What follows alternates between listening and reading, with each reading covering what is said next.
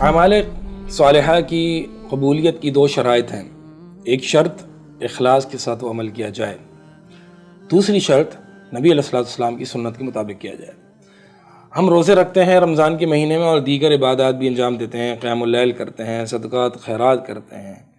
اپنے اعمال کو ضائع ہونے سے بچائیں کہ کہیں ایسا تو نہیں کہ ان اعمال میں اخلاص نہیں۔ اخلاص کہتے ہیں کہ اپنی عبادات میں غیر اللہ کی طرف توجہ نہ ہو، اللہ کے علاوہ مخلوق اس کی طرف ذرہ برابر بھی توجہ نہ ہو، خالص توجہ، مقصد مطلوب اللہ کی رضا ہو، کہ یہ اس عمل میں کسی غیر اللہ کا ایلیمنٹ شامل نہ ہو، اس کو کہا جاتا ہے اخلاص۔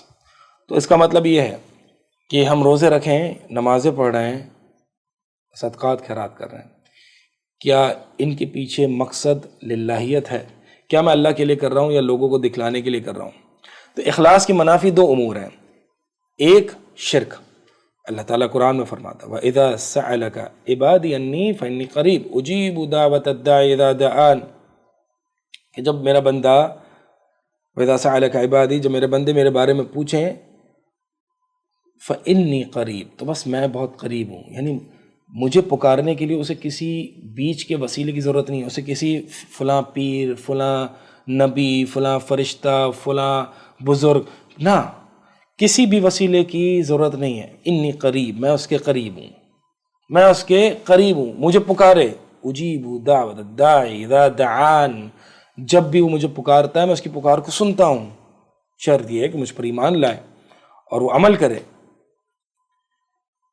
تو اللہ کو پکارنے کے لیے، اپنے روزے قبول کروانے کے لیے، اپنی نمازوں کو قبول کروانے کے لیے مجھے کسی بیچ میں انٹرمیڈیری یا کسی وسیلے کی ضرورت نہیں ہے، ڈائریکٹ میں اللہ کو پکار سکتا ہوں۔ یہ نعوذ باللہ کوئی کرسچینٹی نہیں ہے کہ جہاں پر اپنی سلویشن یا اپنی مغفرت کے لیے میں پادریوں کا محتاج ہوں، نہیں۔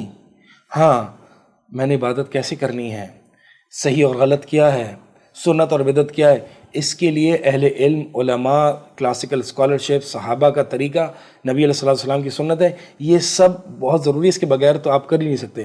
لیکن اپنی عبادت کو اوپر پہنچانے کے لیے، اللہ تک پہنچانے کے لیے آپ کو کسی بیچ کے وسیلے کی ضرورت نہیں ہے۔ یہ کرسچینٹی تھی، یہ باطل مشرکوں کا مذہب تھا، یہ کفار مکہ کا مذہب تھا، پتہ نہیں کہاں سے نہ جانے ہمارے معاشرے میں یہ آ چکا ہے کہ ہم ان فلاں پیر کو پکاریں، فلاں بزرگ کو پکاریں، یہ ہماری دعائیں اللہ تک پہنچائیں گے، یہ اللہ کے عذاب سے ہمیں بچائیں گے، یہ اللہ سے ہمیں بگڑیاں بنوا کے دیں گے۔ نہ نہ نہ، اس چیز کی کوئی ضرورت نہیں ہے۔ دین اسلام میں اس انٹرمیڈیری، اس وسیلے کی کوئی گنجائش نہیں ہے۔ یہ وہ شرک ہے کہ جو کفار مکہ کیا کرتے تھے۔ کفار مکہ کے بارے میں آتا ہے نا، والذین اتخذوا من دونہ اولیاء ما نعبدهم الا لیقربونا الی اللہ زلفیٰ، کہ جو کفار مکہ جو کہ اللہ کے علاوہ غیر اللہ کو مددگار بناتے تھے، ان کا عقیدہ کیا ہوتا تھا؟ ما نعبدهم الا لیقربونا الی اللہ زلفیٰ، ہم تو صرف ان کی عبادت، ہم نہیں عبادت کرتے، ما نعبدهم، ہم ان جو وسائل ہیں، جو وسیلے بنا رکھے ہیں، ہم ان کی عبادت نہیں کرتے مگر لیقربونا الی اللہ زلفیٰ، کہ یہ تو ہمیں اللہ کے مزید قریب کر دیتے ہیں، اس سے تو مجھے اللہ کا قرب ملتا ہے۔ بھائی میں اللہ کے قریب ہونا چاہتا ہوں، میں بزرگ کے قریب نہیں ہونا چاہ رہا، میں اللہ کا قرب چاہتا ہوں۔ یہ صرف مجھے اللہ کا قرب دیں گے، یہ صرف میری دعاؤں کو اللہ کے آگے رکھیں گے، میں اولاد مانگوں گا ان سے، یہ اللہ سے اولاد نکلوا کے دیں گے۔ تو آج کے ہمارے معاشرے میں یہ نہیں ہو رہا۔ تو بہرحال ایک تو اخلاص کی منافی یہ شرک ہے، دوسرا اخلاص کی منافی ریاکاری ہے، کہ کہیں میں اللہ کی عبادت کر رہا ہوں، خالص اللہ کو پکار رہا ہوں، اللہ کے لیے روزے رکھ رہا ہوں، اللہ کے لیے تراویح پڑھ رہا ہوں، لیکن دکھا کسی اور کو رہا ہوں، تعریفیں کسی اور کی چاہیے، واہ واہ فلاں کی چاہیے، یہ کہا جائے کہ بھائی فلاں جو ہے وہ بڑا ماشاءاللہ نیک ہے، روزے دار ہے، پوری تراویح پڑھتا ہے، صف اول میں ہوتا ہے، تکبیر تحریمہ کبھی مس نہیں کرتا، اور میں کبھی مثال کے طور پر لیٹ ہو جاؤں تو مجھے یہ زیادہ فکر ہوتی ہے لوگ کیا کہیں گے کہ آج تو لیٹ ہو گیا، آج تو آیا نہیں، ویسے تو تکبیر تحریمہ میں ہوتا ہے. یہ ساری باتیں یہ علامت ہے کہ اخلاص کی کمی ہے، ریاکاری ہے. سوال یہ پیدا ہوتا ہے کیا روزے میں ریاکاری ہو سکتی ہے؟ دیکھیں روزے میں اصلاً بنیادی طور پر تو ریاکاری نہیں ہو سکتی، کیونکہ روزہ جیسے حدیث میں آتا ہے کہ روزہ میرے لیے ہے، یہ اپنی شہوت کو، اپنے کھانے پینے کو صرف میرے لیے چھوڑتا ہے اور میں اس کی جزا دوں گا. تو روزہ تو میرے لیے ہے. یعنی اہل علم فرماتے ہیں ایک منافق روزہ نہیں رکھ سکتا، کیونکہ روزے میں لا محالہ انسان اکیلا ہوتا ہے اور جب اس کو کوئی نہیں دیکھ رہا ہوتا. اگر تو واقعی اس نے بنیادی روزے کی نیت اگر غیر اللہ کے لیے ہو یا ریاکاری ہو، بنیادی نیت اس کی دکھلانا ہو، تو پھر جب وہ اکیلا ہو تو وہ کھا پی سکتا ہے، روزہ توڑ سکتا ہے. تو اس کا مطلب یہ ہے کہ ایک شخص روزہ مکمل کر لیتا ہے تو بنیادی طور پر اصلاً اس میں ریاکاری نہیں آ سکتی، بنیادی طور پر فاؤنڈیشنلی پرنسپلی.